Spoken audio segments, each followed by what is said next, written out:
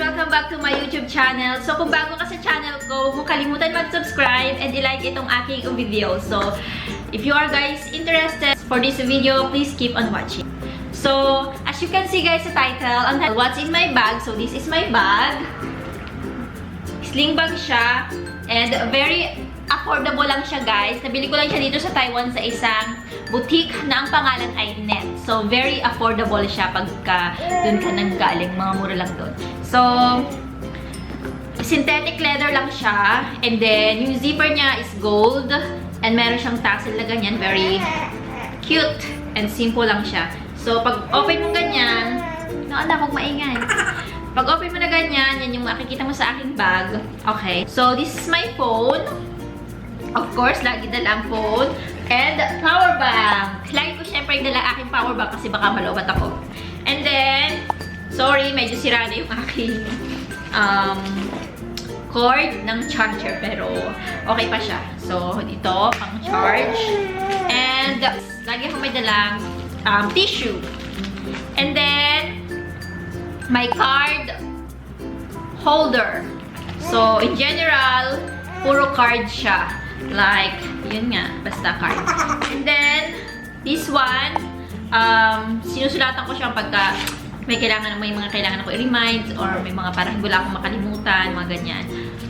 Bukod sa cellphone, ito ginagawa ko para hindi ko makalimutan ba. Basta yung mga ganyan, cellphone number, mga ganyan-ganyan, mga bank na ano, basta ganyan. And then, my ball pen. This ball pen is, ang ganda niya kasi, na-erase siya, may eraser siya.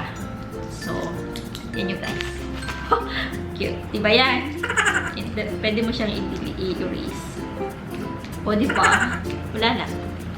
Wala lang. Siguro naman kahit saan na ganito. And syempre, my key. My house key. So, susi ng gate and susi ng door. And my keychain. And then, yung susi ng car nila kung kasi, minsan nakakalimutan niya yung card niya. Medyo malayo kami sa parking niya. So, pumupunta pa kami sa parking. Minsan nalilimutan niya yung kanyang key. So, binigay niya sa akin yung isa para pag nalimutan niya, nandito sa bag ko yung isa. And then, my Everbelena Advanced Lip and Cheek Stain. So, lagi ko rin siyang dala kasi pagkatapos kumain, nag-retouch, ganun lang. And my powder. Kaya lang nabasag siya. Hindi ko muna nilagay sa loob ng bag ko. Medyo natatapos siya sa... And then, meron dito maliit na compartment, dalawa. So, yung isa, ang laman is yung aking mga coins. So, sa Philippines, ito is parang 5 pesos, pero dito 50 NT siya, diba? Tapos yung piso, sa atin piso, sa kanila 10 NT. Pareho lang, wala lang, natuwa lang ako. So, yung ganyan, yung mga coins dito.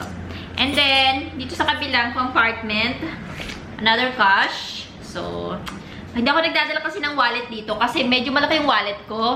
Ito yung wallet ko na terno niya. Kaya lang, pag nilagay ko siya sa loob, parang sinakop na lahat ng wallet ko yung aking maliit na bag. So, hindi na ako, pag ito yung bag na ginagamit ko, hindi na ako nagdadala ng wallet. So, and then meron pa siya isa ditong bulsa. Wala siyang laman. Yun lang guys, ang laman ng aking bag, di ba? Very, siya, very handy. So, ito yung sinasabi ko sa inyo, Net Accessories, ang pangalan ng store. Hindi ko alam kung nakikita niyo siya, pero iyan. Net Accessories. Ay na! Patapos na! Iiyak ka pa! Thank you guys so much for watching. I hope you like this video. Please don't forget to subscribe and please, if you like this video, please don't forget to thumbs up. And kung bago ka sa channel ko, please huwag mo kalimutan mag-subscribe and i-click yung bell button para maging updated ka sa aking video. So, I will see you on my next video. Bye-bye!